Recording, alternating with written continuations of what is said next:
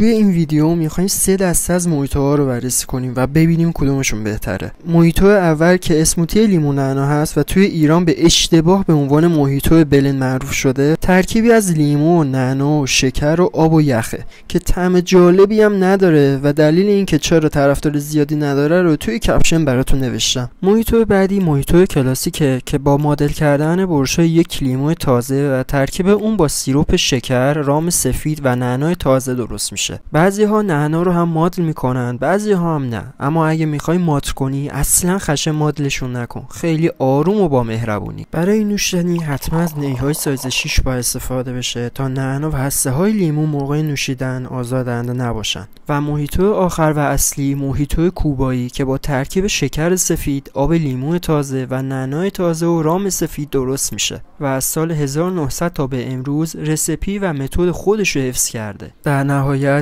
این 3 مدل موهیتو هر کدوم یه سبک و طعم متفاوت دارن. امیدوارم با این آموزش بتونید بهترین نسخه مخصوص خودتون رو بسازید. برای آموزش‌های بیشتر ویدیوهای بعدی و قبلی رو از دست ندید.